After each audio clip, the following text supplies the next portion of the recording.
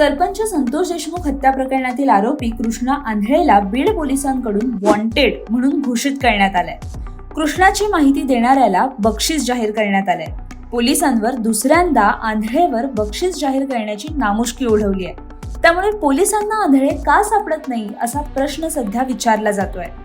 कृष्णा आंधळेच्या मागावर पोलिसांच्या अनेक टीम्स सोडल्यात. राज्याबाहेरही फिल्डिंग लावण्यात आली आहे. तरी देखील कृष्णा आंधळे हा पोलिसांना चकवा देतोय. सराईत गुन्हेगार असल्याने कृष्णा आंधळे नेमका कुठे लपून बसलाय याचा शोध घेणं पोलिसांना कठीण जात आहे. सरपंच संतोष देशमुख यांच्या हत्येनंतर कृष्णा आंधळे हा सुदर्शन घुले सोबत फरार होता. पुण्यात जेव्हा सुदर्शन घुले सापडला तेव्हा पोलिसांना कृष्णा आंधळेने गुंगारा दिला. कृष्णा आंधळे सापडला नसल्याने पोलिसांनी त्याची माहिती देणाऱ्यावर बक्षीस जाहीर केलं होतं. तरीही कृष्णाची माहिती मिळाली नाही. त्यामुळे पोलिसांनी दुसऱ्यांदा त्याच्यावर बक्षीस जाहीर केलंय. कृष्णा आंधळेने पकडल्या जाण्याच्या भीतीने सर्वांशीच संपर्क तोडलाय. कृष्णा आंधळे हा चहा बिस्किट खाऊन दिवस काढत असल्याचं बोललं जात आहे. काहींच्या मते कृष्णा हा कुंभमेळ्यात सामील झाल्याचं सांगण्यात येत आहे. तर त्याचं शेवटचं लोकेशन हे कर्नाटकमध्ये दाखवलं जात आहे.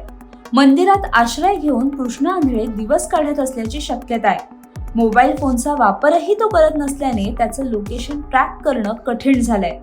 मध्यंतरी कृष्णा आंधळे हा नाशिकमध्ये दिसल्याची बातमी आली होती. परंतु पोलिसांनी शोध घेताच ही बातमी खोटी असल्याचं समोर आलं. राज्याबाहेरही पोलीस कृष्णा आंधळेचा शोध घेत आहेत. कृष्णा आंधळे हा सराईत गुन्हेगार आहे.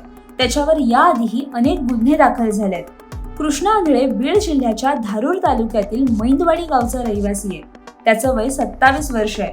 कृष्णा आंधळेकडे स्वतःची शेतजमीन आहे. त्याचसोबत वीट भट्टीवर काम करणाऱ्या कामगारांची टोळी आहे आणि या टोळीचा तो मुकादम असल्याचं बोललं जातं.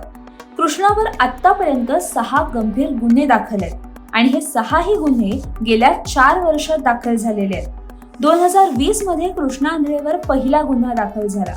कृष्णावर हत्या, धमकी देणं, हाणामारी करणं, खंडणी असे अनेक गुन्हे दाखल आहेत.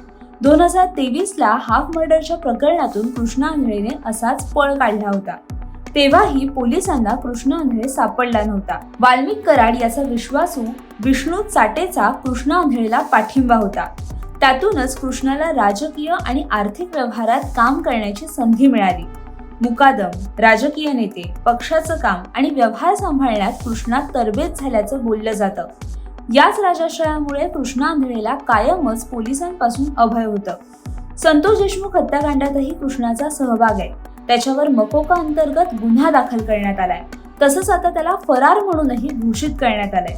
त्यामुळे देशात नंबर 1 समजलं जाणारं पोलीस खातंही कृष्णाला शोधू शकत नसल्याने आता पोलीस खात्याच्या कार्यक्षमतेवर प्रश्नचिन्ह उपस्थित केले जाऊ लागले.